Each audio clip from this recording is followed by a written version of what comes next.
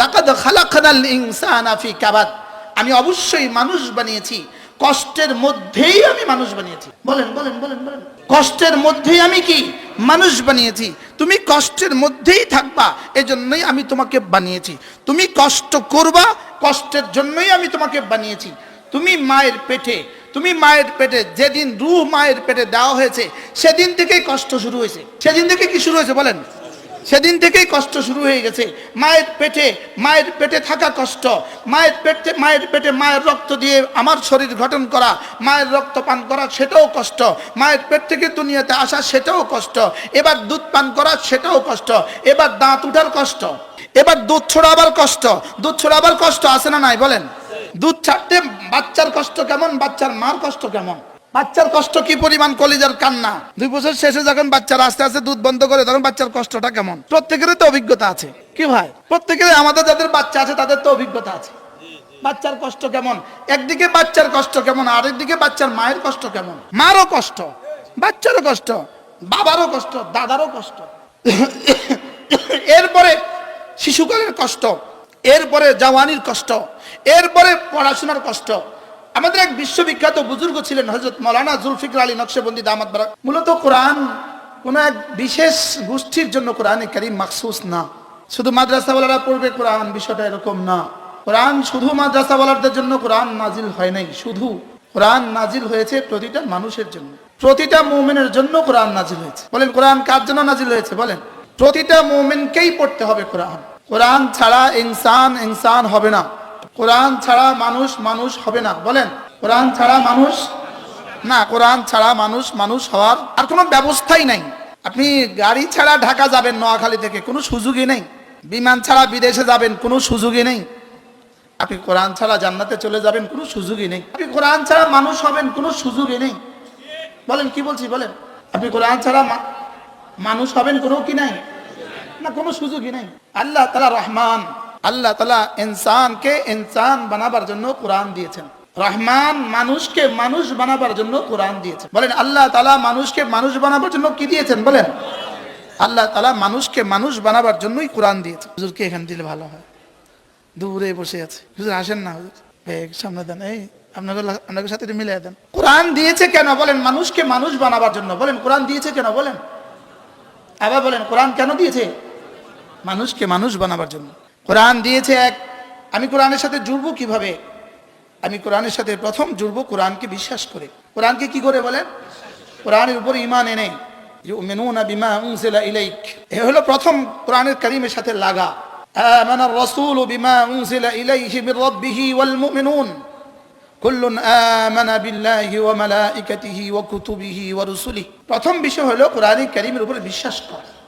এটা নতুন ভাবে তাজদীদ করেন, আমানতু বিল্লাহি ওয়া মালাইকাতিহি, এরপরে পড়েন কুতুবিহি, এজন্য কুতুব তার নাই, কুতুবিহি ওয়া রুসুলিহি। আমানার রাসূলু বিমা উনজিলা ইলাইহি মির রাব্বিহি ওয়াল মুমিনুন, বিমা উনজিলা ইলাইহি, যে রাসূল ঈমান এনেছেন বিমা উনজিলা ইলাইহির উপর। বিমা উনজিলা ইলাইহি মানে কোরআন। বলেন বিমা উনজিলা ইলাইহি মানে কি বলেন? বিমা উনজিলা ইলাইহি মানে কোরআন। ওয়াল্লাযীনা ইউমিনুনা বিমা উনজিলা ইলাইক, বিমা উনজিলা ইলাইক মানে কোরআন। এজন্য প্রথম বিষয় হলো কোরআনে কারীমের উপর ঈমান আনা। বলেন সবাই বলেন, আমরা কোরআনে কারীমের উপরে ঈমান আনলাম। এটাকে দৌড়ান, মাঝে মাঝে বলবেন, এটা মাঝে মাঝে বলবেন, এটা মাঝে মাঝে বলবেন। আমানার রাসূলু বিমা উনজিলা ইলাইহি মির রাব্বিহি ওয়াল মুমিনুন। আজীব বিষয়, প্রথম শব্দই বলেছেন বিমা উনজিলা ইলাইহি মির রাসূলিহি, বিমা উনজিলা ইলাইহি মির রাব্বিহি, এটা প্রথম বলেছেন। এরপরে বলেছেন কুল্লুন আমানা বিল্লাহ। আবার এটা শুধু বলে শেষ করেন নাই। এই আয়াতে কারিমা রব্বে করিম তার হাবিবকে আরশে আজিমে ডেকে নিয়ে দিয়েছেন। এই আয়াত আরশে আজিমে নাজিল হয়েছে। সুবহানাল্লাহ বলে 7 আসমানের উপরে এই আয়াতে কারিমা নাজিল হয়েছে। সূরা বাকারার শেষ 2 আয়াত কোথায় নাজিল হয়েছে? 7 আসমানের উপরে সূরা বাকারার শেষ 2 আয়াত নাজিল হয়েছে। এটা রব্বে করিম তার রাসূলকে মেরাজে ডেকে নিয়ে হাদিয়া দিয়েছেন। এজন্য রাসূল করিম সাল্লাল্লাহু তাআলা আলাইহি ওয়াসাল্লাম ইরশাদ করেন, কোন মানুষ যদি রাত্রিবেলা এই 2 আয়াতে কারিমা পড়ে সূরা বাকারার শেষ 2 আয়াত যদি কোনো মানুষ পড়ে, আল্লাহর নবী বলেন কাফাতাহ, কাফাতাহ। সবাই পড়েন কাফাতাহ। যার তরজমা আপনি বলবেন দ্যাটস ওকে, এটা তোমার জন্য যথেষ্ট, এটা তোমার জন্য যথেষ্ট। এই 2 আয়াত মুখস্থ করে নেবেন। এই 2 আয়াত কি করে নেবেন বলেন?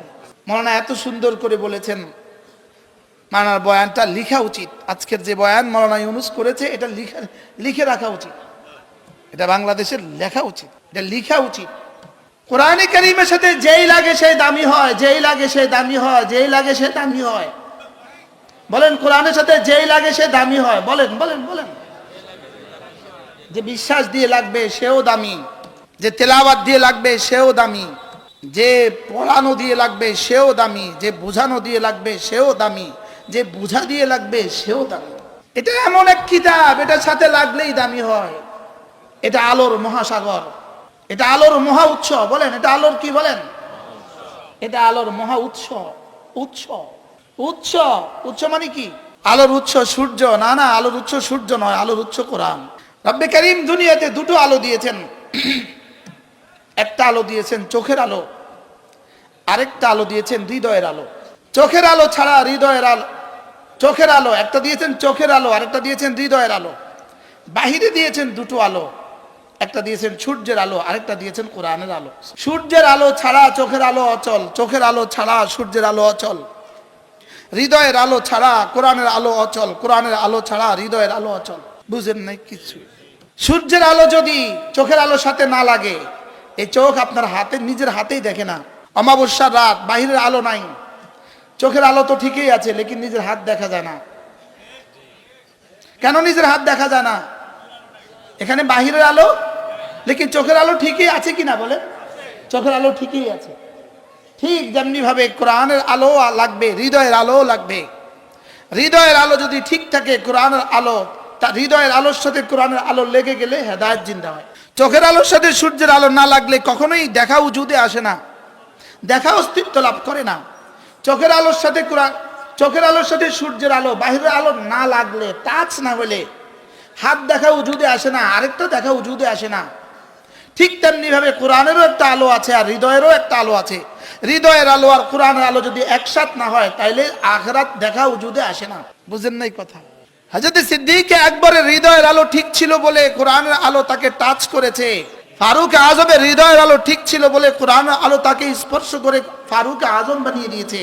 লেকিন আবু জাহাল কোরআন নাজিল হতে দেখেছে, রাসূলকে দেখেছে, জিবরিল দেখেছে, লেকিন তার হৃদয়ের আলো আতফা নিবরাসাহু, হৃদয়ের আলোকে নিভিয়ে দিয়েছিল বলে কোরআন তার হৃদয়কে স্পর্শ করতে পারে নাই।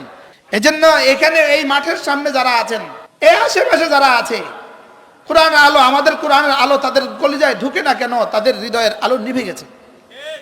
হৃদয়ের আলো কি হয়ে গেছে বলেন? হৃদয়ের আলো নিভে গেছে। এজন্য হৃদয়ের আলো যদি প্রজ্বলিত থাকে, হৃদয়ের আলো, রোমের সোহাইব হৃদয়ের আলো, হৃদয়ের আলো জ্বালা ছিল, এজন্য হেরা থেকে উঠা কোরআনের আলো তার হৃদয়কে স্পর্শ করেছে। পারস্যের সালমান হেরা থেকে আলো তার হৃদয়কে স্পর্শ করছে। লেকিন মক্কার আবু জাহাল, মক্কার উতবা, মক্কার সাহেবা কোরআনের আলো দেখেছে, কোরআন দেখেছে, লেকিন হৃদয়ের আলো নিভিয়ে ফেলছিল। হৃদয়ের আলোর জন্য রব্বে করিম তলব শর্ত জুড়ে দিয়েছেন। তলব, চাওয়া, চাওয়া, নিজের ইচ্ছা। সুবহানাল্লাহ বলেন। হৃদয়ের আলোর জন্য নিজের ইচ্ছাকে কি করেছেন? শর্ত জুড়ে দিয়েছেন। নিজের ইচ্ছাকে, নিজের ইচ্ছাকে শর্ত জুড়ে দিয়েছেন।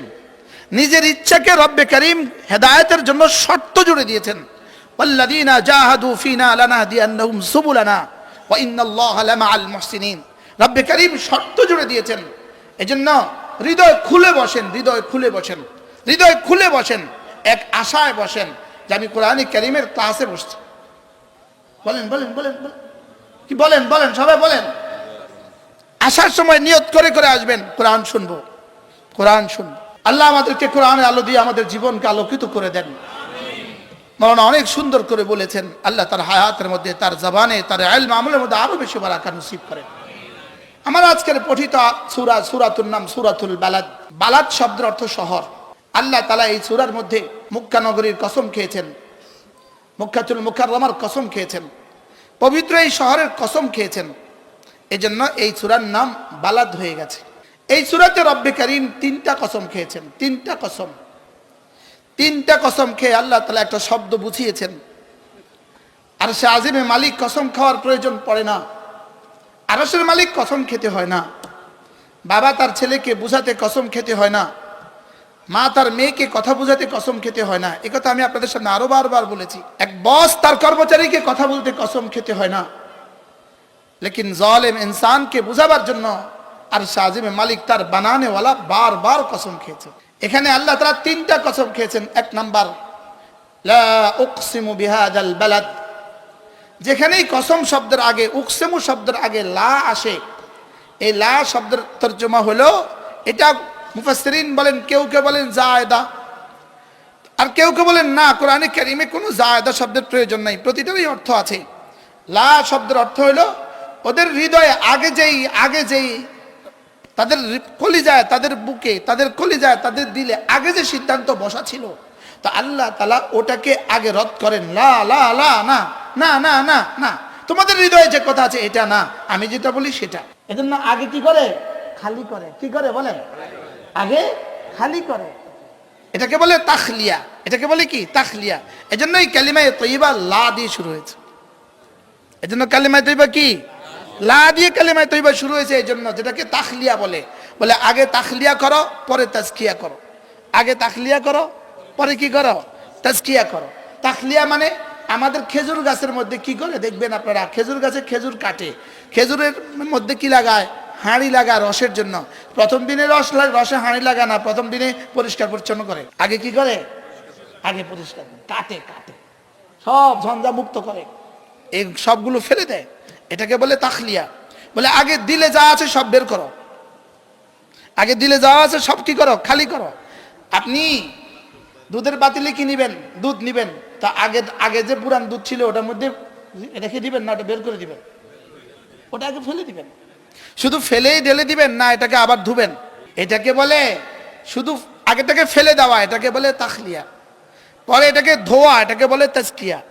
এরপরে এটাকে ভরে দেওয়া, এটাকে বলে তামলিয়া। এটাকে বলে কি? তামলিয়া। তাহলে তাখলিয়া, তাজকিয়া, তামলিয়া। তো আল্লাহ তাআলা বলেন লা, না না না না না না, বলেন লা তরজমা কি? বলেন না না না, তোমাদের হৃদয়ে যে ধারণা আছে এই ধারণা নয়। না, আগে কলিজায় যা ঢুকায় রাখছো সব বাইর করো, সব কি রাখো, সব কি করো, সব নফি করে দাও। আমার পীর ও মুর্শিদ হযরত মাওলানা নানুপুরি রহমতুল্লাহ বলতেন, লাট তলোয়ার দিয়ে সব কেটে ফেলো। কি বলতেন বলেন? লাট তলোয়ার দিয়ে সব কি করো?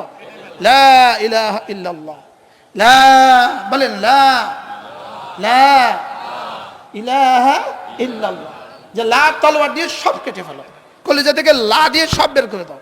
আল্লাহ তাআলা বলেন লা, পড়েন উকসিমু বিহাদাল বালাদ। এটা তেলাওয়াতও হয়ে যায় না? মাওলানা যে বলছেন এটা তেলাওয়াতও কি? লা উকসিমু বিহাদাল বালাদ। আল্লাহ তাআলা বলেন লা উকসিমু, আমি কসম খেয়ে বলছি, বিহাদাল বালাদে, আমি এই শহরের কসম খেয়ে বলছি। কোন শহর? মক্কা নগরী। আমি মক্কাতুল মুকাররমার কসম খেয়ে বলছি, আমি এই শহরের কসম খেয়ে বলছি। রব যেই শব্দের কসম খান এটা বড় এটা বড় মোজামশাই হয়, এটা বড় দামি বস্তু হয়, এটা বড় কি হয় বলেন? এটা বড় দামি বস্তু হয়। আল্লাহ তাআলা বলেন লা উকসিমু বিহাদাল বালাদ, আমি এই শহরের কসম খেয়ে বলছি। এবার রব্বুল আলামিন সামনে একটা জুমলায়ে মুতারাজা বলেছেন, এই শহরটা কেমন জানো? ওয়া আনতা হিল্লুম বিহাদাল বালাদ, আর আপনি না, আর আপনি এমন এক মানুষ, আপনি এমন এক সত্তা। ওয়া আনতা হিল্লুম বিহাদাল বালাদ, এই শহর তো এমনিতেই দামি, এই শহর তো এমনিতেই দামি বাড়তি। ওয়া আনতা হিল্লুম বিহাদাল বালাদ, আপনি এই শহরে অবস্থান করে এই শহরকে 4 চাঁদ লাগিয়ে দিয়েছেন, এই শহরকে আরো দামি বানিয়ে দিয়েছেন। এই শহরকে কি বানিয়ে দিয়েছেন? ওয়া আনতা হিল্লুম বিহাদাল বালাদ, আপনি এই শহরে অবস্থান করে এই শহরকে আরো দামি বানিয়েছেন। এটা হলো এক তরজমা। শহর দামি, রাসূল দামি। আসলে মূলত শহরের কোনো দাম হয় না, আসলে মূলত শহরের কোনো দাম হয় না, আসলে মাকানের কোনো দাম হয় না। মাকানের দাম হয় মাকিন দ্বারা, মাকান দাম হয় মাকিনের দ্বারা। শহরের কোনো দাম হয় না, শহরের দাম হয় শহরে অবস্থানকারীর দ্বারা। আচ্ছা, গুলশানের জায়গা, গুলশানের মাটি, গুলশানের মাটি, আর আন্ডারসরের মাটি তো মাটি একই। কথা কয় না। হ্যাঁ, গুলশানে বাড়ি করতে ইট লাগে, আন্ডাসারে বাড়ি করতে তো ইটই লাগে নাকি? তো এটার দাম, এটা 10 তলা বাড়ি করতে যা খরচ, গুলশানে বাড়ি করতেও তাই খরচ, লেকিন এটাতে ভাড়া দিতে হয় 2000 টাকা 1 ইউনিট, ওটাতে ভাড়া পায় 1 ইউনিট 80,000 টাকা। বেশ কমটা কি? ওটা দামি কেন হইলো? ওখানে কিছু ভালো দামি মানুষ থাকে, বুঝে নাই কথা। ওখানে কি থাকে বলেন? আল্লাহ তাআলা বললেন ও কসিমু বিহাদাল বালাদ, আমি এই শহরের কসম খেয়ে বলছি, ওয়া আনতা হিল্লুম বিহাদাল বালাদ, আর হাবিব আপনি এই শহরে থাকছেন, এজন্য এই শহরটা বড় দামি। সুবহানাল্লাহ। ওয়া আনতা হিল্লুম বিহাদাল বালাদ, আপনি হুলুল থেকে আপনি এই শহরে অবস্থান করছেন। বলেন আপনি এই শহরে কি করছেন? আপনি অবস্থান করছেন, তাহলে শহরও দামি, যিনি অবস্থানকারী তিনি আরো দামি। সুবহানাল্লাহ। যিনি অবস্থানকারী কি তিনি কি আরো দামি। এটার দ্বিতীয় তরজমা হলো ওয়া আনতা হিল্লুম বিহাদাল বালাদ, হিল্লুন হালালুন থেকে হিল্লুন যদি তরজমা হয়, হিল্লত থেকে যদি হিল্লুন তরজমা হয়, তাহলে তরজমা হবে এই শহর দামি। আর এই শহর কি জানেন? এই শহরে সব হারাম, সব হারাম। এই শহরে হত্যা করা হারাম, এই শহরে গাছের পাতা ছিঁড়া হারাম, এই শহরে শিকার হারাম, এই শহরে কেউ ঢুকতেই পারবে না তার নিজের পোশাকে। এই শহরে ঢুকতে হলে তাকে হেরাম দিয়ে ঢুকতে হয়। কি হয়? হারামে ঢুকবে কি দিয়া? হেরাম দিয়া। বলেন হারামে ঢুকতে হয় কি দিয়া? বলেন। তাহলে এই শহরটা এত দামি, এত দামি, এত দামি, লেকিন এই কমবক্ত মক্কার মানুষগুলো, এই মানুষগুলো এই শহরে আপনার মতো মহাব্যক্তিত্বকে, মহামানুষটাকে, আপনার মতো মহাপবিত্র মানুষটাকে এই শহরের মানুষগুলো হালাল মনে করছে। নাউজুবিল্লাহ। বলেন এই শহরের মানুষগুলো আপনাকে কি মনে করছে? হালাল। এই শহরের মানুষগুলো যেখানে মশা মারাকে হারাম মনে করে, মাছি মারাকে হারাম মনে করে, ইঁদুর মারাকে হারাম মনে করে, পরে 6টা প্রাণীকে হালাল করে দিয়েছেন, এটা ভিন্ন মাসালা। কয়টা প্রাণীকে? 6টা প্রাণীকে হালাল করে দিয়েছেন, এটা ভিন্ন মাসালা। মশা মারা যাবে, ইঁদুর মারা যাবে, এখনো কি, কিন্তু কবুতর মারা যাবে না, কবুতর মারা যাবে না। তাহলে এই শহরের সম্মানার্থে সমস্ত শিকার হারাম, সমস্ত মানুষের দম হারাম, লেকিন এই শহরের মানুষগুলো এরা আপনাকে হালাল মনে করছে। বলেন নাউজুবিল্লাহ। আপনাকে কি মনে করছে? আপনাকে হত্যা করাকে তারা হালাল মনে করছে, আপনার সাহাবীদেরকে হত্যা করাকে তারা হালাল মনে করেছে। 3 নম্বর তরজমা হলো ওয়া আনতা হিল্লুম বিহাদাল বালাদ, হাবিব এই শহরের কসম খেয়ে বলছি, এই শহর মহাপবিত্র শহর, এই শহরে সব হারাম, লেকিন অচিরেই একদিন আসবে যে শহরকে আমি আপনার জন্য একদিনের জন্য হালাল ঘোষণা দিব। ফতে মক্কার দিন আল্লাহ তাআলা কি করেছেন? বাইতুল্লাহতেও হত্যা করাকে কি করেছেন? হালাল ঘোষণা দিয়েছেন। একদিন বাইতুল্লাহতেও হত্যা করা হালাল ছিল। ওই বাইতুল্লাহতে একদিন হত্যা করা হালাল ছিল। হালাল হওয়ার পরে আল্লাহ রাসূল এরপরে একদিন পরে আল্লাহ তাআলা আবার বললেন, না আমি বাইতুল্লাহকে আবার আগের মতো করে দিয়েছি, কিয়ামত পর্যন্ত বাইতুল্লাহতে আর কোনো খুন রেজি হালাল হবে না। রাসূলের জন্য আর হালাল ছিল না, শুধু একদিনের জন্য কি ছিল? হালাল ছিল। তাহলে 3টা তরজমা আমরা পাইলাম, লা উকসিমু বিহাদাল বালাদ ওয়া ওয়ালিদিন ওয়া আনতা হিল্লুম বিহাদাল বালাদ। রব্বুল আলামিন বলেন আমি এই শহরের কসম খেয়ে বলি, আর আপনি এই শহরে অবস্থান করছেন, অথবা এই শহরে আপনাকে হালাল মনে করছে, অথবা এই শহরে আপনার জন্য এই শহরকে একদিন হালাল করে দেওয়া হবে। এরপর আল্লাহ তাআলা 3 নম্বর কসম, তৃতীয় কসম বলেন ওয়া ওয়ালিদিন ওয়া মা ওয়ালাদ। ওয়ালিদ মানে বাবা, পিতা, ওয়ালিদ মানে পিতা, ওয়ালাদ মানে সন্তান, ওয়া মা ওয়ালাদা, ওয়ালিদ মানে পিতা, আর ওয়ামা ওয়ালাদা যা পিতারা সন্তান হিসাবে যাকে গ্রহণ করে, ওয়ামা ওয়ালাদা মানে সন্তান। তাহলে আল্লাহ তাআলা বলেন আমি ওয়ালিদের কসম খেয়ে বলি, ওয়া ওয়ালিদিন আমি বাবার কসম খেয়ে বলি, পিতার কসম খেয়ে বলি, ওয়ামা ওয়ালাদা এবং সন্তানের কসম খেয়ে বলি। ওয়ালিদ মানে হলো হযরত আদম, আর মানে হলো আদম সন্তান। এবার বলুন তো দেখি ওয়া ওয়ালিদিন ওয়ামা ওয়ালাদা, ওয়ামা ওয়ালাদার মধ্যে কার কার কসম খেয়েছে? বলেন আমি তুমি সে। বলেন কে? কার কার কসম? সে তারা তুমি তোমরা আমি আমরা, সবার কসম। এক শব্দের মধ্যে কোটি কোটি টু দি পাওয়ার কোটি কোটি কসম হয়ে গেছে। একটা শব্দ, শুধু একটা শব্দ ওয়ামা ওয়ালাদা। পৃথিবীতে যত মানুষ ছিল, যত মানুষ আছে, যত মানুষ আসবে, সকলের কসম একসাথে খেয়েছে। এবার 3টা কসম খেয়ে আল্লাহ তাআলা যেই কথাটা বোঝাতে চাচ্ছেন, 3টা কসম খাওয়ার পরে আল্লাহ তাআলা বলেন, পড়েন আমার সাথে, লাকাদ খালাকনাল ইনসানা, পড়েন লাকাদ খালাকনাল ইনসানা ফি কাবাদ, লাকাদ খালাকনাল ইনসানা ফি কাবাদ। আল্লাহ তাআলা বলেন কসম খেয়ে আমি বলছি, শুনো শুনো শুনো, লাকাদ অবশ্যই অবশ্যই, লাকাদ মানে দুইবার অবশ্যই অবশ্যই, লাকাদ মানে কয়বার অবশ্যই অবশ্যই, দুইবার। আর আগে ছিল কসম তিনটা, তাহলে আগে ছিল তিনবার অবশ্যই অবশ্যই অবশ্যই, এখন হলো দুইটা অবশ্যই অবশ্যই।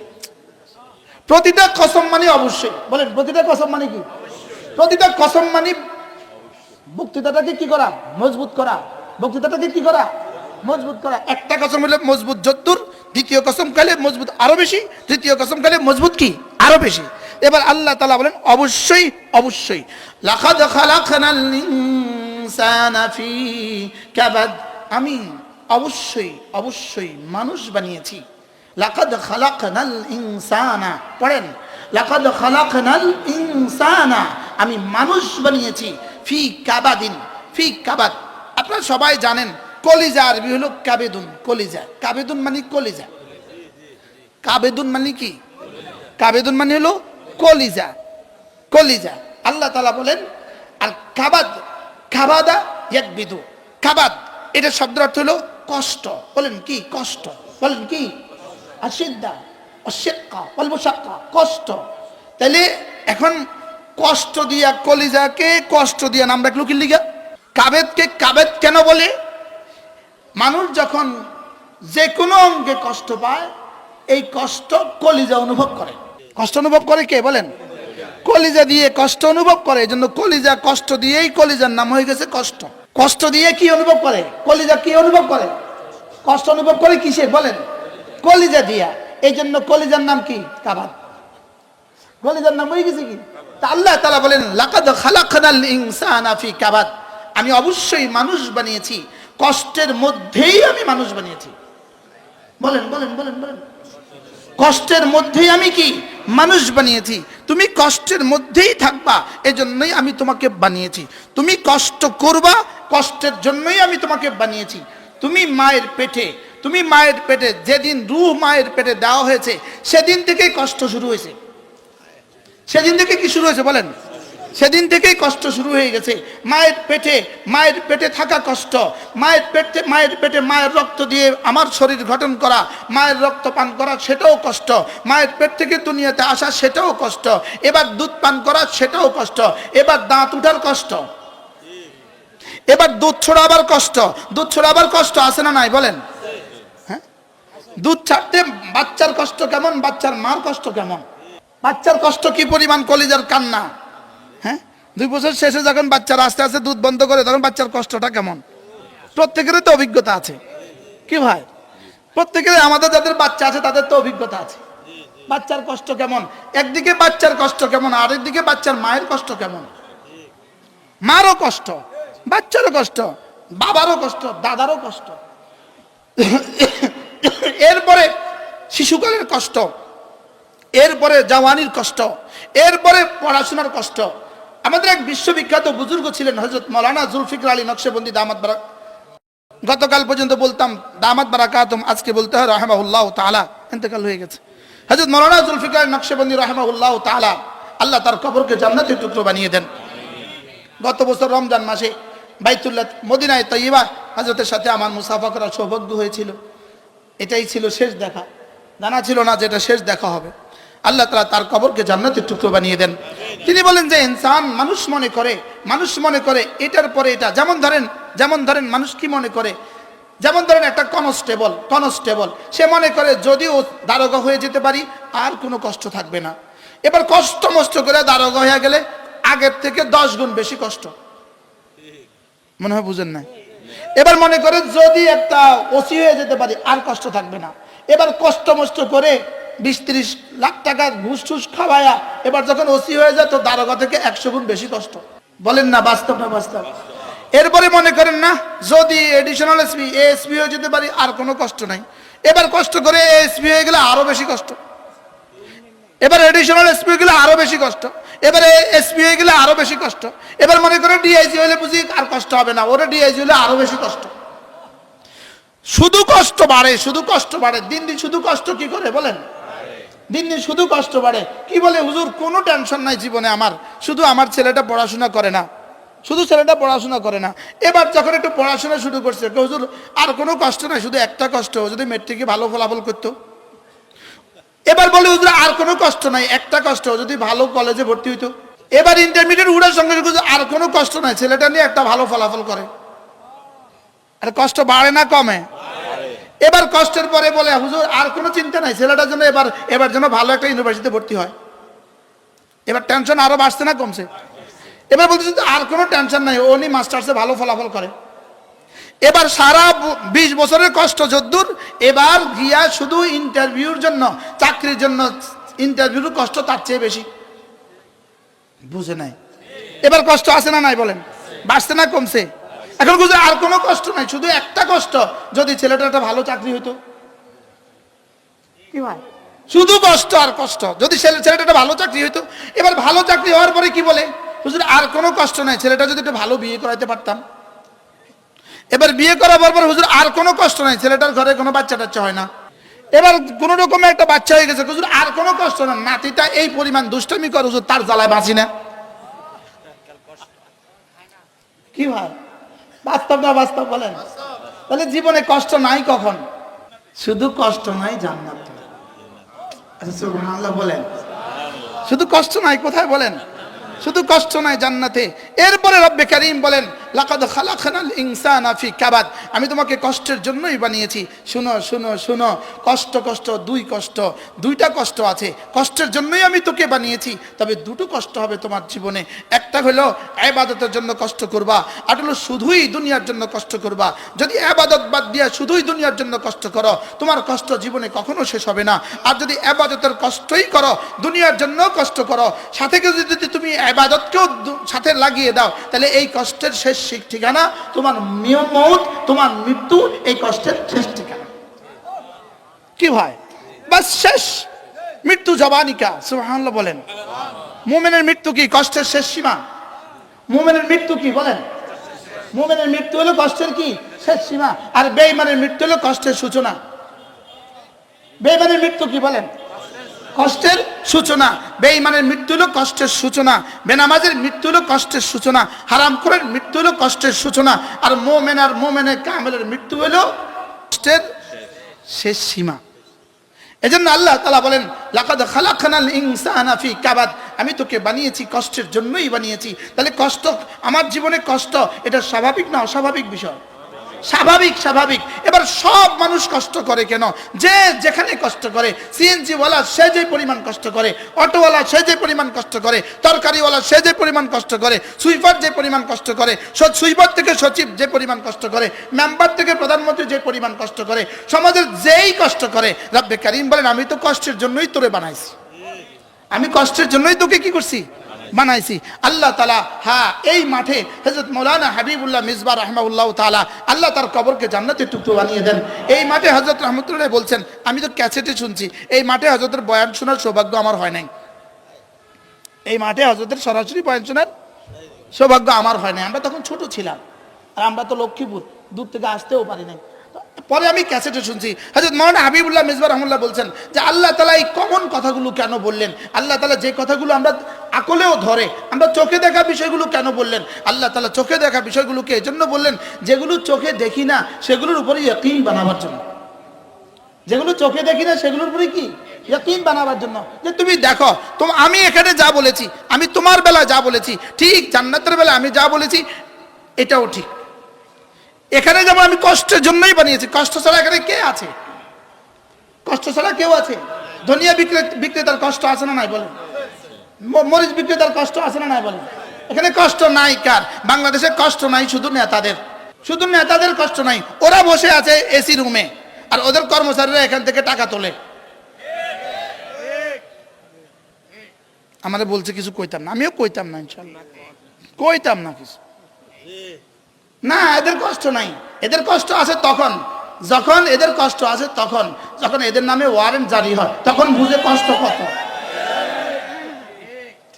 বলে কষ্ট নাই, কষ্ট বলে নাই, আরে কষ্ট আছে না নাই বলেন না? যখন ওয়ারেন্ট জারি হয় তখন কারোর খেরের পাড়ার নিচে গিয়া ঘুমায়। বাস্তব না বাস্তব? তাহলে বোঝা গেছে কষ্ট কষ্ট সবারই কষ্ট, আমাদের কোনো কষ্ট নাই, হুজুরদের কোনো কষ্ট নাই, ওরকম নাই। কষ্ট কষ্ট সবারই কষ্ট আছে। হ্যাঁ, কারোর কষ্টের বিনিময়ে কারোর কষ্ট এখানেই শেষ হয়ে যাবে, আর কারোর কষ্ট এখান থেকে শুরু হবে। কি ভাই, লাকাদ খালাকনাল ইনসানা ফি কাবাদ, পড়েন, লাকাদ খালাকনাল ইনসানা ফি কাবাদ, আমি কষ্টের মধ্যেই তোকে বানিয়েছি, কষ্টের জন্যই আমি তোকে বানিয়েছি। আল্লাহ আমাদের কষ্টকে, দুই কষ্ট, আমাদের কষ্টকে জান্নাতের জন্য কষ্ট বানিয়ে দেন। যে শুধুই ঈমান আমলকে ঠিক রাখে, যে ঈমান আমলকে ঠিক রাখে, আল্লাহ তাআলা সমস্ত আহকামগুলোকে মেনে নেয়, আল্লাহ তাআলা ফরায়েজগুলোকে মেনে নেয়, ওয়াজিবাতগুলোকে মেনে নেয়, সুনানগুলোকে মেনে নেয়, মুস্তাহাব্বাতগুলো মেনে নেয়, নওয়াফিলগুলো মেনে নেয়, এই সবগুলো যে মেনে নেয়, হারামগুলো যে ছেড়ে দেয়, মাকরুহাতগুলো যে ছেড়ে দেয়, সমস্ত গুনাহ কবিরা যে ছেড়ে দেয়, সমস্ত গুনাহ যে সগীরা যে ছেড়ে দেয়, তার দুনিয়া দুনিয়া না, তার দুনিয়ার প্রতিটা বিন্দু জান্নাত। তার দুনিয়ার প্রতিটা কষ্ট কি বলেন? তার দুনিয়ার প্রতিটা কষ্ট কি? তার দুনিয়ার প্রতিটা কষ্ট জান্নাত, তার দুনিয়ার প্রতিটা কষ্টই জান্নাত। এই জন্য যার ঈমান ঠিক আছে, যার নামাজ ঠিক আছে, তার রিকশাটা যদি হালাল হয়, বলেন, তার রিকশাটা যদি কি হয়, রিকশাটা যদি হালাল টাকা কিনা হয়, তার রিকশার প্রতিটা প্যাডেল ঘুরানো হাজারো নফলের চেয়ে বেশি দামি। আমাদের হযরত মাওলানা হাবিবুল্লাহ মেজবা রাহমাতুল্লাহ এই মাঠে একবার এক আশ্চর্য কথা বলছেন, আমাদের দেশের কিছু রিকশা আছে, রিকশার পেছনে ছবি লাগায় রাখে, আছে না নাই? আচ্ছা, রিকশার পেছনে যে ছবি লাগায় রাখছে, রিকশার পেছনে নারীর ছবি লাগায় রাখছে, এরকম রিকশা আছে না নাই? আচ্ছা, রিকশার পেছনে যে নারীর ছবিটা লাগাইলো, এই রিকশাওয়ালার লাভ কি? রিকশাওয়ালার লাভ আছে সেন্সা। আচ্ছা, তার কোনো লাভ আছে বলেন তো দেখি? আচ্ছা, এটা কত নম্বরের বেকুব, তুই লাগাইলি কিনলে তোর তো কোনো লাভ নাই। এই তো রিকশার পেছনে ছবি লাগানো আছে না নাই বলেন? অটোর পেছনে ছবি লাগানো আছে না নাই বলেন? এই অটোওয়ালার লাভ কি? অটোওয়ালার লাভ নেই। এই জন্য তুমি বিনা লাভে এই গুনাহটা করতে গেলে কেন? এটা বিনা লাভে গুনাহ, বিনা মজায় গুনাহ, বলেন বলেন বলেন বলেন। এটাকে বলে গুনাহে বেলজ্জত। গুনাহে কি? বেলজ্জত। লজ্জত ছাড়া গুনাহ, লজ্জত ছাড়া কি? লজ্জত ছাড়া গুনাহ। ইমাম রাজি রহমতুল্লাহ আলাইহি তাফসীরে কবীরের মধ্যে লাকাদ খালাকনাল ইনসানা ফি কাবাদ, এটা আশ্চর্য একটা কথা বলেছেন আল্লামা ইমাম রাজি রাহিমাহুল্লাহ। তিনি বলেন, আসলে আল্লাহ তাআলা দুনিয়া বানালেন কেন? খেয়াল করেন, একটু খেয়াল করেন। দুনিয়া আল্লাহ তাআলা লজ্জতের জন্য বানান নাই, দুনিয়া স্বাদ আস্বাদনের জন্য আল্লাহ দুনিয়া বানান নাই, স্বাদ গ্রহণের জন্য আল্লাহ দুনিয়া বানান নাই, মজা মারার জন্য আল্লাহ দুনিয়া বানান নাই। মজা মারার জন্য বানিয়েছেন শুধুই জান্নাত। মজার জন্য আল্লাহ দুনিয়া বানান নাই। বলেন, কি বলছি বলেন? মজার জন্য আল্লাহ দুনিয়া কি করেন নাই? বানান নাই। ইমাম রাজি রহমতুল্লাহ লিখছেন, না না, দুনিয়া আল্লাহ মজার জন্য বানান নাই। তাহলে বলবেন আমরা খাবারের মধ্যে মজা যে পাই, খাবারের মধ্যে মজা যে পাই, তিনি বলেন যে না, খাবার খাওয়া আল্লাহ মজার জন্য বানান নাই। খাবার খাওয়া বানিয়েছেন মিন আলামিল জুয়ে, খিদার কষ্ট থেকে বাঁচার জন্য আল্লাহ খাবার বানিয়েছেন। যদি খাবার মজার জন্যই বানাইতেন, শুধু মজা বুঝার জন্য যদি খাবার বানাইতেন, তাহলে দেশি মুরগি তো অনেক মজা, তাহলে তুমি পারলে 10টা খাও। মনে হয় বুঝেন না, এটা কি সম্ভব? দেশি ডিম তো অনেক ভালো, তাহলে তুমি 50টা খাও। তাহলে বোঝা গেছে দুনিয়া মজার জন্য বানায় নাই। দুনিয়া কি বলেন? দুনিয়া মজার জন্য কি বানায় নাই। তিনি বলেন যে খাবারের কষ্ট, খাবার আমরা কেন খাই? মজার জন্য আমরা খাবার খাই না। খাবার দিয়েছেন শরীরের পেটে খিদার কষ্ট থেকে বাঁচার জন্য। এবার তিনি বলেন কাপড় কেন দেয়? কাপড় আমরা লজ্জাতের জন্য কাপড় পরি না, কাপড় পরতে দিয়েছেন রব্বে কারীম শীতল গ্রীষ্মের কষ্ট থেকে বাঁচার জন্য। এবার বলে তাহলে আমার ঘর কেন হবে? আমার ঘর দিয়েছেন আল্লাহ তাআলা আমাকে গরম আর ঠান্ডা, বৃষ্টি আর সূর্য থেকে বাঁচার জন্য আমাকে ঘরের ব্যবস্থা দিয়েছেন। তাহলে আমাকে শুধু লজ্জতের জন্য কি দেন নাই? ঘর লজ্জতের জন্য দেন নাই। লজ্জত মানে কি? স্বাদ মজা। লজ্জতের জন্য কি দেন নাই? ঘর লজ্জতের জন্য দেন নাই। কাপড় চোপড় শুধুই স্বাদের জন্য দেন নাই। খাবার শুধুই স্বাদের জন্য দেন নাই। বিবি শুধু স্বাদের জন্য দেন নাই। বিবি দিয়েছে আমাকে গালাজাতের থেকে আমাকে বাঁচার জন্য, আমার শরীরটাকে গালাজাত থেকে হারারত থেকে বাঁচার জন্য আমাকে বিবির ব্যবস্থা দিয়েছেন। লজ্জতের জন্য দেন নাই। লজ্জতের জন্য যদি দিতেন তাহলে 70টা বিবি ইস্তেমালের সুযোগ দিয়ে দিতেন। না, এটা তো দুনিয়াতে সুযোগ নাই। 70টা ডিমের সুযোগ দিয়ে দিতেন। না, এটা দুনিয়াতে সুযোগ নাই। 70টা মুরগির সুযোগ দিয়ে দিতেন। না, এটার সুযোগ নাই। তাহলে বোঝা গেছে দুনিয়া লজ্জতের জন্য আল্লাহ বানান নাই, লজ্জতের জন্য বানিয়েছেন জান্নাত। এই জন্য লজ্জতের জন্য যেহেতু জান্নাত বানিয়েছেন, এই জন্য জান্নাতে ডিম কত খাইবা, লজ্জত যতক্ষণ লাগে ততক্ষণ। আরে সুবহানাল্লাহ বলেন। মজা যতক্ষণ লাগে ততক্ষণ। 10টা। এবার কাপড়ের লজ্জত জান্নাতে, এজন্য একসাথে পড়বা 70টা জোড়া। সুবহানাল্লাহ বলেন। এজন্য বিবির লজ্জত জান্নাতে, এজন্য একসাথে 70,000। সুবহানাল্লাহ বলেন। এবার ঘর বাড়ির লজ্জত জান্নাতে, এজন্য তোমার জন্য যে ঘর হবে এটা 10 দুনিয়া বরাবর। এবার বলুন তো দেখি, শরাবের লজ্জত কোথায়? শরাবের মজা জান্নাতে, শরাবের মজা জান্নাতে, মধুর মজা জান্নাতে, দুধের মজা জান্নাতে, পানির মজা জান্নাতে, বিবির মজা জান্নাতে, হুরের মজা জান্নাতে, গিলমানের মজা জান্নাতে। কি ভাই, তাহলে দুনিয়াতে কি বলেন? শুধু কষ্ট। দুনিয়াতে শুধু কি বলেন? দুনিয়াতে শুধু কষ্ট। তাহলে ফজর নামাজ পড়তে কষ্ট আছে না নাই বলেন? ফজর নামাজ পড়তে কষ্ট আছে না নাই? ইনশাআল্লাহ 3 নম্বর সূরাতে আমরা এটা আরো আলোচনা করব ইনশাআল্লাহ। আজকে থেকে 3য় দিনে ইনশাআল্লাহ আরো বেশি আলোচনা আসবে। আল্লাহ তাআলা কষ্টের জন্যই দুনিয়াকে বানিয়েছেন। বাকি কষ্ট 2 কষ্ট, এক কষ্ট দিয়ে চিরস্থায়ী মজা দিয়ে দিবে, আর আরেক কষ্ট দিয়ে চিরস্থায়ী কষ্ট দিয়ে দিবে। কি ভাই, এক কষ্ট চিরস্থায়ী কি? তাহলে ফজর নামাজ কষ্ট আছে না নাই? হ্যাঁ, ফজর নামাজে কষ্ট আছে না নাই? কি পরিমাণ কষ্ট ফজর নামাজে। আজকে আমি এক আজীব পড়া পড়ছি, আজীব পড়া। একটু আগে আমি আমার দোস্তদেরকে বলছি, মাওলানা যে এখন আয়সা বসে ওয়াজ করছে, আপনি মনে করেন না ওই গাড়ি থেকে নামে এখানে ওয়াজ করে গেছে গা।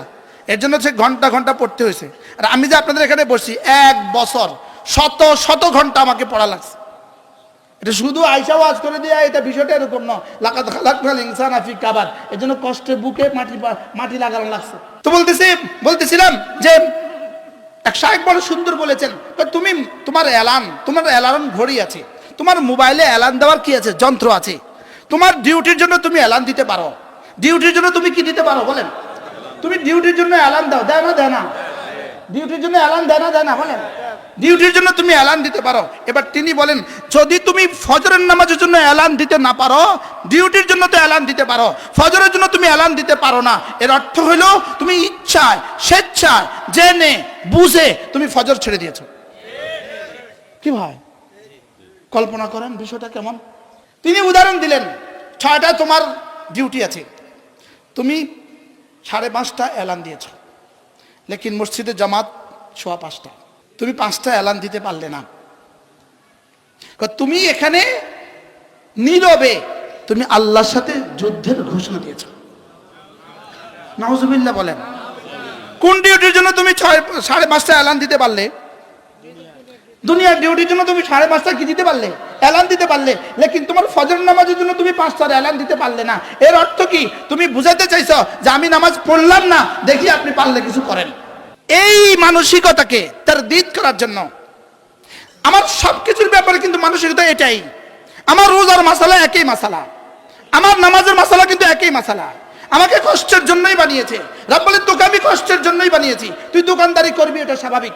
তুই অফিস করবি, এটা স্বাভাবিক। তুই কর্মচারী হবি, এটা স্বাভাবিক। তুই ফ্যাক্টরিতে যাবি, এটা স্বাভাবিক। তুই খেতে যাবি, এটা স্বাভাবিক। লেকিন তোকে আমি কষ্টের জন্যই বানিয়েছি, কষ্টের জন্যই বানিয়েছি।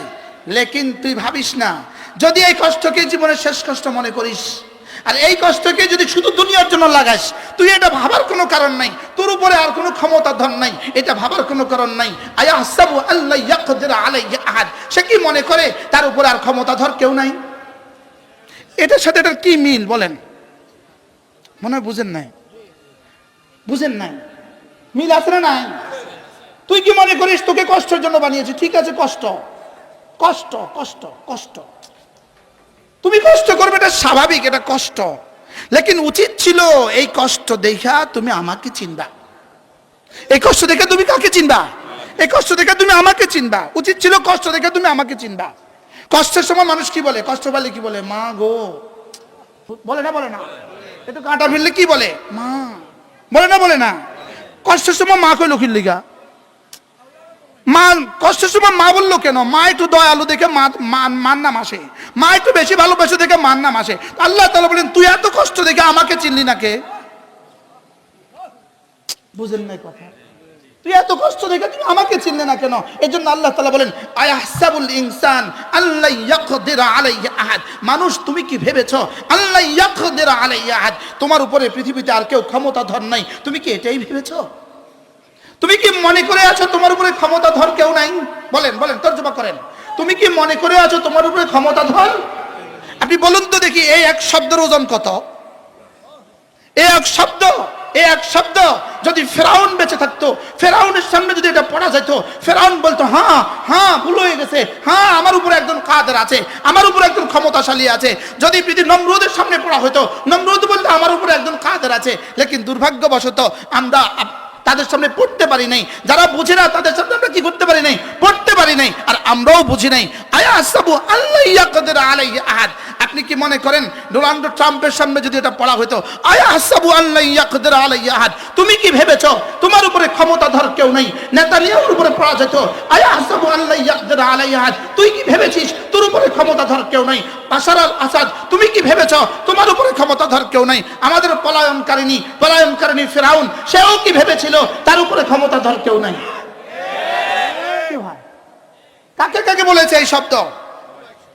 পৃথিবীর প্রতিটা মানুষকে বলেছে, আমাকেও বলেছে। তুই কি ভাবছিস তোর উপরে ক্ষমতাধর কেউ নাই? ইমাম সাহেবকে বলছে, তুমি কি ভাবছো তোমার উপরে ক্ষমতাধর কেউ নাই? জালেমকেও বলছে, মাজলুমকেও বলছে, আল্লাহ তাআলা চোরকেও বলছে, ডাকাতকেও বলছে, দুর্নীতিবাজদেরকেও বলছে। কি বলছে বলেন? তোমার উপরে কি ক্ষমতাধর কেউ নাই? বলেন, পড়েন পড়েন। এই শব্দ আমাকে কি করা উচিত ছিল? এই শব্দ আমার কলিজাকে কাঁপায় দেওয়া উচিত ছিল। এই শব্দ আমাকে দুটো দিকে, একদিকে এই শব্দ আমাকে বলতো আমি আর নাফরমানি করতে পারবো না। আমি কেন নাফরমানি করি? আয়াহসাবু আল্লা ইয়াকদির আলাইহি আহাদ, আয়াহসাবু আল্লা ইয়াকদির আলাইহি আহাদ। মক্কার এক কমবক্ত ছিল, ওই কমবক্তের নাম ছিল আবুল আসাদ। আবুল আসাদ, তাকে আসাদুন বলতো। আসাদু না বলে বলতো আবুল আসাদ, অর্থাৎ শক্তিশালীর বাপ। কি সে এই পরিমাণ শক্তিশালী ছিল, এই পরিমাণ শক্তিশালী ছিল। সে নিজের পায়ের উপরে, সে একটা উটের চামড়ার উপরে দাঁড়াতো। দাঁড়া বলতো মান্না জানি, কে এটাকে এখান থেকে হটাবা, এখান থেকে টেনে এটাকে বের করবা, কে ফালাহু কাদা, তার জন্য এত পুরস্কার। সে একটা উটের চামড়ার উপরে দাঁড়াতো আর বলতো যে কে এটাকে আমার পায়ের নিচে থেকে সরাবা, তার জন্য এত পুরস্কার দিব, এত পুরস্কার দিব। 10 জন এটাকে টানতো, টেনে টেনে এটা ছিঁড়ে যেত, লেকিন তার পায়ের নিচে টুকরাটা আসতো না। শক্তিশালী কেমন ছিল? তো সে যখন রাসূল যখন দাওয়াত দিলেন, এই আবুল আসাদ ইবনু কালাদা, সে বলে মুহাম্মদ, তুমি নাকি বলছো তোমার ফেরেশতাদের কাছে অনেক শক্তি আছে, তুমি নাকি বলছো তোমার রবের বলে অনেক শক্তি আছে, তো দেখি আমার পায়ের নিচের চামড়াটা হটাও, আমার পায়ের নিচে চামড়াটা কি করো। বুঝেন না কি বলছি? আমার পায়ের নিচে আমি যে চামড়ার উপর দাঁড়িয়েছি, পারলে সব মিলে হটাও, হটাও। তা আল্লাহ তাআলা আয়াত নাযিল করছেন, আয়াহসাবু আল্লা ইয়াকদির আলাইহি আহাদ। সে কি ভেবেছে তার উপর ক্ষমতাধর কেউ নাই? তার উপরে ক্ষমতাধর কেউ নাই। অচিরেই দেখবা তার পায়ের নিচের চামড়া, শুধু চামড়া হটাই না, তার মাটিও আমি কিভাবে হটাই। কি ভাই, আমাদের দেশে কয় না পায়ের নিচে মাটি নেই? গত 16 বছরের ফ্যাসিস্টদের এখন পায়ের নিচে মাটি আছে না নাই? এত আমরা পালাই না, আমরা পালাই না। আচ্ছা, কি পরিমাণ চ্যালেঞ্জ ছুটছিল রবের সাথে, পারলে ঠেকাও। আরেকজন তো বলছে খেলা হবে,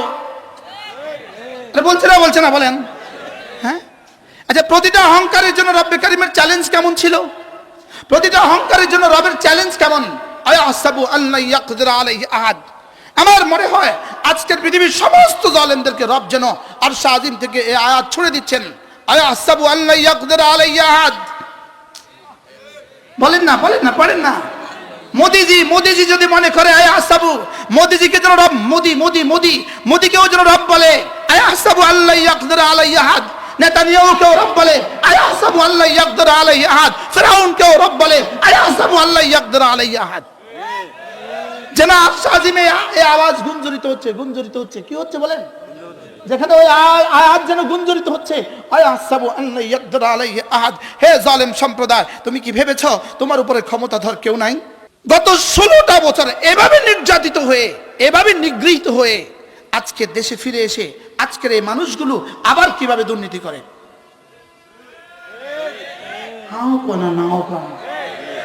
বলেন কি করে? করে না করে না বলেন? আর জোর বলেন করে না বলেন? কিভাবে করে? এত ফিডার পরেও, এত ফিটাইর পরেও উচিত ছিল না তওবা করে ফেলা? উচিত ছিল না? উচিত ছিল না 5ই আগস্টের পরে সমস্ত নেতা কর্মীদের উদ্দেশ্যে এক ভাষণ দেওয়া, আজ থেকে দেশে দুর্নীতি হবে না? উচিত ছিল কিনা বলেন? আচ্ছা, যদি এই ভাষণটা দিত, এই দেশের জনসাধারণ তাদেরকে কি পরিমাণ রিসিভ করতো? এখন দুর্নীতি আছে না নাই? রিক্সাওয়ালা থেকে টাকা তোলে না? হ্যাঁ, ধনিয়া বিক্রেতা থেকে টাকা তোলে না? তো কেউ যদি মনে করে আয় আহসাবু আল্লাহ ইয়াকদির আলাইহা আহাদ, তো রব তাকে কি বলে, এই কি করছিস?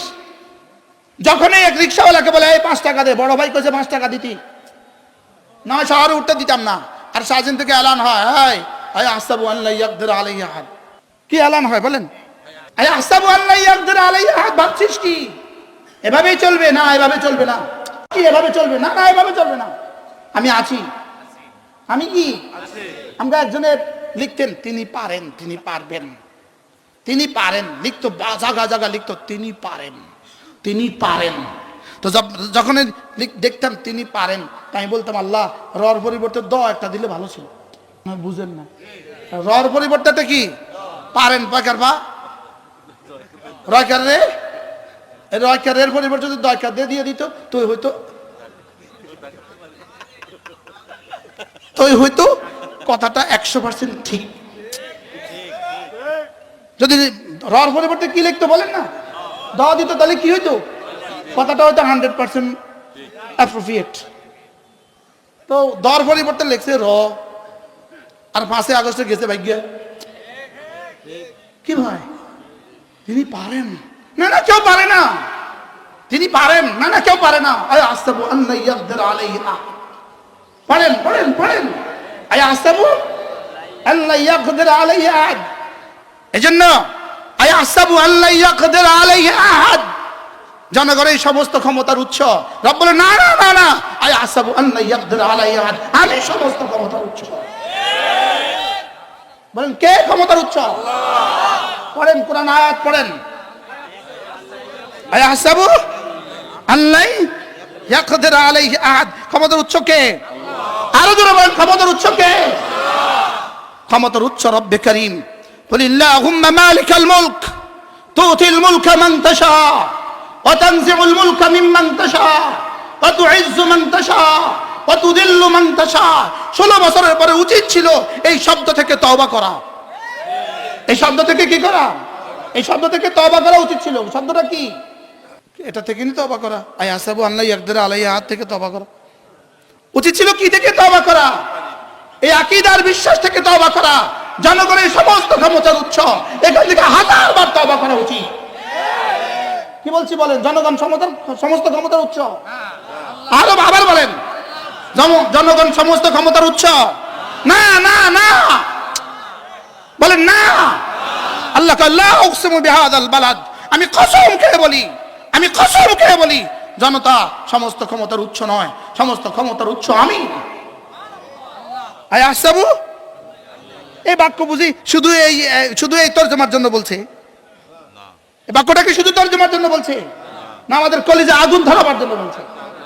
আমাদের কলিজায় কি আগুন ধরাবার জন্য বলছে।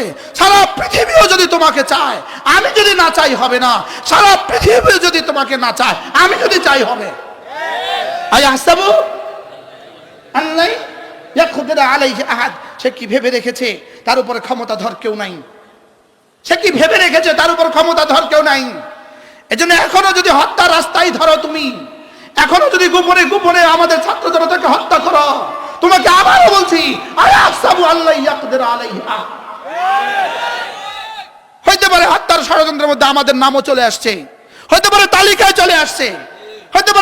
চলে আসছে, শরীফ ওসমান হাদি, এই যুবককে তোমরা হত্যা করেছো।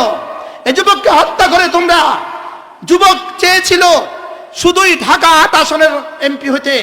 রব্বে কারীম তার 3টা প্রয়োজনে, 3টা কারণে, তার কলিজায় ঈমান ছিল, তার বুকে কোরআন ছিল, সে হাফেজে কোরআন ছিল। সে কি ছিল? আমার একদম স্পষ্ট দলিল, সে হাফেজে কোরআন ছিল। গত পরশু আমার ঢাকা যেখানে বয়ান ছিল, ওই মসজিদের ইমাম সাবার কি মসজিদ বলে এটাকে, সাভার মডেল মসজিদ, ওই মসজিদের ইমাম শরীফ হাদির বন্ধু, তারা একসাথে দাখিল আলেম পাস করেছে। ওই ইমাম আমাকে বললেন হুজুর শরীফ হাদি হাফেজে কোরআন ছিল। কি ভাই, কত মানুষ দেশে গুলিবিদ্ধ হয়ে মারা গেছে, কত মানুষ দেশে গুলিবিদ্ধ হয়ে মারা গেছে, লেকিন শরীফ হাদির কলিজায় ঈমান ছিল, তার কলিজায় কোরআন ছিল, তার কলিজায় খাঁটি দেশপ্রেম ছিল। কটা ছিল বলেন, কটা? কি কি ছিল? ঈমান, কোরআন, দেশপ্রেম। বলেন, ঈমান, কোরআন, দেশপ্রেম। ঈমান ছিল, কোরআন ছিল, আর কে ছিল বলেন? আর কি ছিল বলেন? না, পেট প্রেম ছিল না দেশ প্রেম ছিল? ঈমান ছাড়া না ঈমান সহ, কোরআন ছাড়া না কোরআন সহ। এজন্য ঈমানের সাথে যদি কোরআনও থাকে, আর ঈমান আর কোরআনের সাথে যদি দেশপ্রেমও থাকে, এরা শরীফ ওসমান হাদি হয়। এরা কি হয়? এরা খালিদ ইবনে ওয়ালিদ হয়, এরা তারিক বিন জিয়াদ হয়, এরা মুসা বিন উকবা হয়, এরা শরীফ ওসমান হাদি হয়। এরা কি হয় বলেন? আজ ঈমান ছাড়া, কোরআন ছাড়া এরকম বহুত নেতা পৃথিবী থেকে চলে গেছে, পৃথিবীর কেউ তাদের জন্য কাঁদে না। ওযু ছাড়াই জানাজা পড়ে, ওযু ছাড়াই কি পড়ে বলেন? ওযু ছাড়াই, ওযু ছাড়াই জানাজা পড়ে। হ্যাঁ, জানাজা অনেক মানুষ হইতে পারে, ওযু ছাড়াই হয়। কি 18 কোটি মানুষের চোখে পানি এসেছে। আমার জীবনে দুজন আজনবীর জন্য, দুজন আজনবী, আল্লামা হযরত নানুপুরি রহমতুল্লাহর জন্য কাঁদছি, হযরত হাফিজের জন্য কাঁদছি রাহমাহুল্লাহ, আল্লাহ ওয়ালাদের জন্য কাঁদছি, আহমদ শফির জন্য কাঁদছি, জুনায়েদ বাবুনগরের জন্য কাঁদছি। স্বাভাবিক না অস্বাভাবিক? সাধারণ মানুষের জন্য দুজনের জন্য জীবনে কাঁদছি। 1983 সালে শহীদ প্রেসিডেন্ট জিয়াউর রহমানের জন্য কাঁদা আসছে আমাদের 81 সালে, আর ওসমান হাদির জন্য আমাদের চোখে পানি আসছে। বাস্তব না বাস্তব? সেদিন কেন কাঁদা আসছিল? একই কারণ, তার কলিজায় ঈমান ছিল, তার কলিজায় দেশপ্রেম ছিল। তার কলিজায় কি ছিল বলেন? আর তার কলিজায় দেশপ্রেম ছিল। এখনো যদি কেউ ঈমান ওয়ালা হয়, দেশপ্রেম ওয়ালা হয়, আমরা ওকে, আমরা তাকে বলবো আসেন। কিন্তু কলিজায় কি লাগবে? ঈমান। আর কি লাগবে? কলিজায় দেশপ্রেম লাগবে। তাহলে কলিজায় ঈমান আর কলিজায় দেশপ্রেম হলে মানুষ তাকে ভালোবাসবে। মানুষ তাকে কি করবে?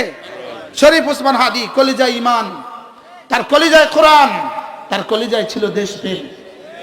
আমার মনে হয় আপনারা আমার সাথে একমত হবেন। না, এত মানুষ তার জন্য কাঁদবে কেন? আরে বাবা, 10 লাখ মানুষ যদি জানাজা হয়, 10 কোটি যারা বাংলাদেশে কাঁদছে, 15 কোটি। আমি তো জানাজা দিতে পারি নাই, কাঁদছি। শুধু একদিন কাঁদি নেই, 1 সপ্তাহ কাঁদছি। অথচ আমার দুর্ভাগ্য জানা সৌভাগ্য বলবো, ও গুলিবিদ্ধ হওয়ার আগের দিন পর্যন্ত আমি ওকে চিনতাম না। মানে আমি ফেসবুকে থাকি না, আমি বুঝি না। গুলিবিদ্ধ হওয়ার পরে শুনছি এক যুবক গুলিবিদ্ধ হয়েছে, আর এরপরে দেখলাম তার কোরআন শুদ্ধ। সুবহানাল্লাহ বলেন। ফজরের নামাজে পড়া ছাড়া সে কখনোই ঘর থেকে বের হইতো না, সে ফজর জামাতে পড়তো। জুমার নামাজ পড়ে তার গুলিবিদ্ধ হওয়া। সুবহানাল্লাহ বলেন। জুমার নামাজ কি জামাতে নিয়ে পড়ে না ঘরে পড়ে? কি হয়? তাইলে বোঝা গেছে, কেউ যদি মনে করে গুলি করে করে আমাদেরকে শেষ করে দিবা, আবার ফিরে আসবা, রব বলেন না না না না না না, আয়াহসাবু আল্লা ইয়াকদির আলাইহি আহাদ, আমি আছি। আচ্ছা, কি বলে কোরআন? কোরআন কি বলে? কোরআন কি বলে? পড়েন, আয়াহসাবু আল্লা ইয়াকদির আলাইহি আহাদ। পড়েন, আয়াহসাবু আল্লা ইয়াকদির আলাইহি আহাদ, আয়াহসাবু আল্লা ইয়াকদির আলাইহি আহাদ। বলেন, বালা লা ইলাহা ইল্লাল্লাহ, লা ইলাহা ইল্লাল্লাহ, লা ইলাহা ইল্লাল্লাহ ওয়াহদাহু লা শারীকা লাহু, লাহুল মুলকু ওয়া লাহুল হামদু ওয়া হুয়া আলা কুল্লি শাইইন কাদির। আয়াহসিবু আল্লা ইয়াকদির আলাইহি আহাদ। সে কি মনে করে যে তার উপরে কোনো ক্ষমতাধর নাই? সে কি মনে করে তার উপরে কাদের কেউ নাই? সে কি মনে করে তার উপরে কাদির কেউ নাই? সে কি মনে করে তার উপরে মুক্তাদের কেউ নাই? আমি কাদের, আমি কাদির, আমি মুক্তাদের, আমি কবি। সুবহানাল্লাহ। আয়াহসাবু আল্লা ইয়াকদির আলাইহি আহাদ। পড়েন, হ্যাঁ যদি আমার সুযোগ থাকতো আমি এই আয়াত ফজর পর্যন্ত পড়তাম। কলিজায় কথা বসান, আমার উপর একজন কুদরতওয়ালা আছে। আমি যে ফজর পড়ি না আমার উপরে কুদরতওয়ালা আছে। আমি যে জোহর পড়ি না আমার উপরে কুদরতওয়ালা আছে। আমি যে আসর পড়ি না আমার উপরে কুদরতওয়ালা আছে। আমি যে মাগরিব পড়ি না আমার উপরে কুদরতওয়ালা আছে। আমি যে দোকান বন্ধ করি না আমার উপরে কুদরতওয়ালা আছে। আমি যে অফিস বন্ধ করি না আমার উপরে কুদরতওয়ালা আছে। আমি যে মিটিং বন্ধ করি না আমার উপরে কুদরতওয়ালা আছে। এজন্য আমি বলি, আজকে যারা ইসলামের নামে রাজনীতি করছেন, আপনাদের হাতে ধরে বলবো, পায়ে ধরে বলবো, আগামী নির্বাচনের আগে কোন মিটিং এ যেন আপনাদের জামাত ছুটে না যায়। নেতারা ঠিক জোরে কয় না, নেতারা বলেছে নেতারা জোরে ঠিক কয় না। কি বলছি বলে না, জামাত তরফ হতে পারবে না বলেন ইনশাআল্লাহ। বলেন কি বলছি কি বলছি কি বলছি কইছি কি রাখুন জোরে বলেন। আমি কি শুধু একজনকে কইছি, এক নেতারে কইছি? আমি তো সারা বাংলাদেশের সবাই কইছি। শুধু বাংলাদেশকে বলছি না, ঢাকা বিজেপিকে বলছি না, এটা সবাইকে বলছি।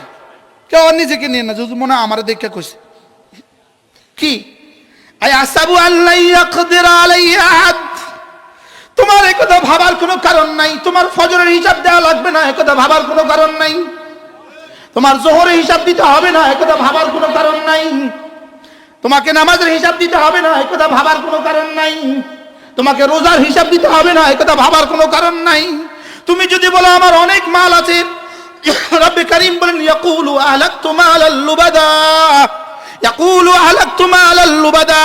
সে বলে আমি তো অনেক মাল খরচ করে ফেলেছি, আমি তো অনেক মাল রেখে দিয়েছি, আমি তো অনেক মাল খরচ করেছি। রব্বে কারীম বলেন তোমার মাল, তোমার চেয়ে বেশি মাল খরচ করনেওয়ালা সেও যেমন টিকে নাই তুমিও টিকবা না। তোমার চেয়ে বেশি ক্ষমতাধর সেও যেমন টিকে নাই তুমিও টিকবা না। অতএব মালের দম, মালের বড়াই আমার সাথে হবে না। বলে কি তোমার শক্তির বড়াই আমার সাথে হবে না, তোমার মালের বড়াই আমার সাথে হবে না। কি বলছে বলেন বলেন বলেন কি বলছে? তোমার মালের বড়াই কেন? তোমার মাল তো কারুন থেকে বেড়ে যায় নাই। দেখো না কারুনকে আমি জমিনে কিভাবে ধসিয়ে দিয়েছি। শেষ তাক 5 আগস্ট যাওয়ার সময় শেষ বেলা বলেছিল তোদের জন্য তো আমি অনেক মাল খরচ করেছি। আজীব কথা, 5 আগস্ট যাওয়ার সময় 11টা বাজে সেনাপ্রধানকে কি বলেছেন? তোমাদের জন্য আমি তো অনেক মাল খরচ করেছি, তোমরা আমার কথা শুনছো না কেন? তোমাদের জন্য তো আমি অনেক মাল খরচ করছি। দেখছেন আল্লাহ যেমনি কইছে এমনি কর। যেদিন এই কথা বলছে তোমাদের জন্য আমি অনেক মাল খরচ করেছি, সেদিনেই যেতে এই সূরা আমাকে এবার তাফসীর করতে হবে। আমি তো আমার পড়া ছিল, আমি তো আল্লাহ কইছি তো তুমি যেমনি কইছো এমনি তো হইছে। কি ইয়াকুলু হালাকতু মালাল লুবাদা। 2-4টা মাল যদি হয়ে যায় বাচ্চাটাকে আর কোরআন পড়ায় না। আস্তে কয় জি আস্তে কয়, বাস্তব না বাস্তব? 2-4টা মাল যদি হয়ে যায় ছেলের বিয়েতে দিন মতো আর বিয়ে হয় না। বাস্তব না বাস্তব? 2-4টা মাল যদি হয়ে যায় মেয়েটাকে আর দিন দেখে বিয়ে দেয় না। বাস্তব না বাস্তব? 2-4টা মাল যদি হয়ে যায় তো মেয়ের বিয়েতে দিন মতো আর চলে না। বাস্তব না বাস্তব? রব যেন কিয়ামত পর্যন্ত আনেওয়ালা সমস্ত মালওয়ালাকে ঘোষণা দিয়ে বলেন তোর উপরে আমি আছি, তোর মাল তোকে বাঁচাতে পারবে না। মা আগনা আনহু মালুহু ওয়া মা কাসাব। আল্লাহ, মা কোন সূরা? সূরা লাহাব। দেখছেন নি কারবার? পড়ার লগে লগে বুঝে। বলেন তো দেখি মা, আমরা পড়েন পারেন তোমরা।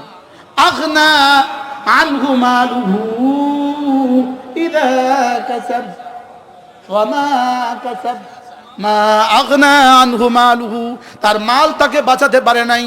মা আগনা আনহু মালুহু, 832 ভরি স্বর্ণ রেখে গেলেন। এখন এই স্বর্ণগুলো আল্লাহু আকবার কবীরা বাঁচাতে পারে নাই। ওগুলো রাখছিল কি লেগা? বিপদে কাজে আসবে। কথা কয় না? স্বর্ণগুলো রাখছিল কি লেগা? এখন কি কাজে আসছে না মামলাতে আরো সহযোগী হয়েছে? আশ্চর্য কথা। হারাম মাল কি প্রয়োজনে কাজে আসে না প্রয়োজনে ধ্বংস, আরো আরো আরো ধ্বংসের মধ্যে আরো তেল দেয়, আগুনে আরো কি দেয় বলেন? তেল দেয় না, মোবিল দেয়, মোবিল মোবিল। কি হারাম মাল ধ্বংসের মধ্যে আরো কি দেয়? আল্লাহ তাআলা বলেন ইয়াকুলু আহলাকতু মালাল লুবাদা, সে বলে বেড়ায় আমি তো অনেক মাল খরচ করে রেখেছি, আমি তো আমাকে বাঁচাবার জন্য অনেক মাল খরচ করেছি, টাওয়ার বানিয়েছি, আমি তো মাল খরচ করেছি, আমি তো বিদেশে 3টা বাড়ি বানিয়ে রেখেছি। কোরআন যা বলে কেমনে বলে কোরআন, সুবহানাল্লাহ। ইয়াকুলু আহলাকতু মালাল লুবাদা, পড়েন পড়েন, ইয়াকুলু আহলাকতু মালাল লুবাদা, সে বলে আমি তো অনেক মাল খরচ করে ফেলেছি, আমি তো অনেক মাল সংরক্ষিত করে রেখেছি, আমি তো অনেক বাড়ি বানিয়ে রেখে দিয়েছি, আমি তো বিদেশে অনেক বাড়ি বানিয়ে রেখেছি, আমি তো বাংলাদেশের ট্রেজারিতে অনেক স্বর্ণ রেখে দিয়েছি, প্রয়োজনের সময় কাজে লাগবে। রব্বে কারীম বলেন জিনা জিনা জিনা মা আগনা আনহু মালুহু ওয়া মা কাসাব, এক জাল্লাও কাজে আসবে না। আহলাকতু মালাল লুবাদা, পড়েন পড়েন পড়েন, আহলাকতু মালাল লুবাদা। এজন্য হযরত হাসান বসরি রাহমাতুল্লাহ বলতেন হারাম 40 বছর, হারাম মাল 40 বছরও টিকে না, হারাম মাল 40 বছরও টিকে না, আর হালাল 700 বছরেও শেষ হয় না। কি হয় 40 বছর আছে না 16 বছর? ভিশন 30, ভিশন 30, ও না ভিশন কত 41, ও 30 হলো আরেক দেশের ভিশন 41, ভিশন কি ভিশন 41। ও বাপ রে বাপ, কি হয় আহলাকতু মালাল লুবাদা, ইয়াকুলুল আহলাকতু মালাল লুবাদা, না বেশি মাল দিয়ে কিছু হবে না, বলেন বেশি মাল দিয়ে কিছু হবে না, বলেন আবার বলেন হারাম দিয়ে কিছু হবে না, হালাল যদি বেশি দিয়ে দেয় কোনো অসুবিধা নাই, মা আবার আম করে আমরা ধরবেন, হালাল যদি বেশি দেয় কোনো অসুবিধা আছে? হ্যাঁ, হালাল বেশি দিলে কোনো সমস্যা আছে? কয় না হালাল বেশি দিলে কোনো সমস্যা আছে? না, হালাল বেশি দিলে কোনো সমস্যা নাই। হালাল বেশি দিলে কি নাই বলেন? আমার একজন মহাব্বতের মানুষ ছিল, ইন্তেকাল হয়ে গেছে, সিলেট শহরে থাকতেন লন্ডনে।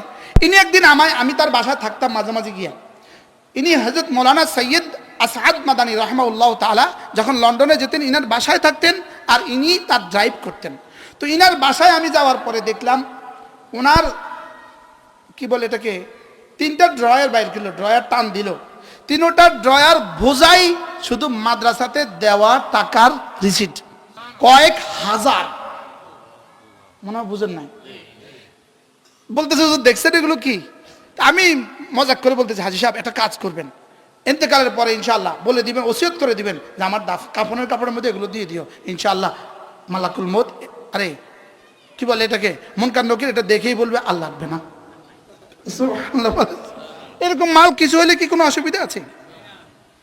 বাংলাদেশে ঢাকা একজন ব্যবসায়ী আছে, বড় মহাব্বতের মানুষ আমাদের, উনি বাংলাদেশে 80টা মাদ্রাসার সমস্ত বেতন উনি দান করেন, আলহামদুলিল্লাহ বলেন।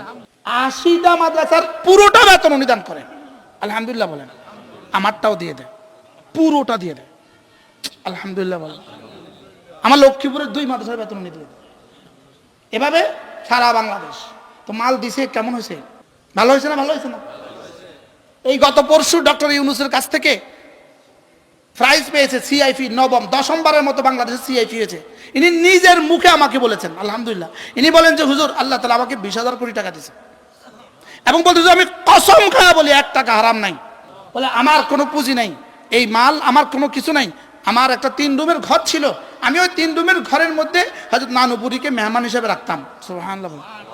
এক রুমে আমি আমার বিবি, আরেক রুমে আমার বাচ্চারা, আর আরেক রুমে হযরত নানুপুরী মেহমান হিসেবে থাকতেন। একটা বাথরুম ছিল, হযরত নানুপুরী আমার জন্য দোয়া করছেন, সুবহানাল্লাহ বলেন। কি কোন আল্লাহওয়ালার দোয়া কেমন হয়? আর এখন হইলো কি, চিটাং শহরে একটা বাড়ি, তার 88টা ফ্ল্যাটের একটা বাড়ি, 87টা ফ্ল্যাট আল্লাহ রাস্তা ওয়াকফ করে দিছে, আর একটা আমার নামে দিয়ে দিছে, ওটার মধ্যে আমার নেম প্লেট লাগছে। আরেকটা বাড়ি তার 18,000 স্কয়ার ফিটের বাড়ি, 18,000 স্কয়ার ফিটের বাড়ি, 8 তলা। এটা পুরোটা ওয়াকফ করে নাই, কিন্তু পুরোটার দান মাদ্রাসাগুলোতে দান করে দেয়, সুবহানাল্লাহ। আল্লাহ এদেরকে আল্লাহ তাআলা এদেরকে সুস্থতার হায়াত দান করেন, এদেরকে আরো বেশি দেওয়ার তৌফিক দান করেন। তাহলে বুঝা গেছে মাল হইলেই কি হয় না, খারাপ হয় না। মাল হইলেই কি হয় না বলেন? তাহলে মাল লাগবে না লাগবে না, লেকিন হালাল তরিকা না হারাম তরিকা? হারাম, হারাম 40 বছর টিকে না, হালাল 400 বছরে শেষ হয় না। এই জন্য শাহ আতাউল্লাহ বুখারী রাহিমাহুল্লাহ তাআলা এক বিখ্যাত মানুষ ছিলেন। শাহ আতাউল্লাহ বুখারী রাহিমাহুল্লাহ তিনি বলতেন, আমি পৃথিবী গবেষণা করে দেখেছি, দুটো জিনিস আমি পৃথিবীর কোথাও দেখি নাই। এক নাম্বার কোন জালেমকে আল্লাহ তাআলা ছেড়ে দিয়েছেন।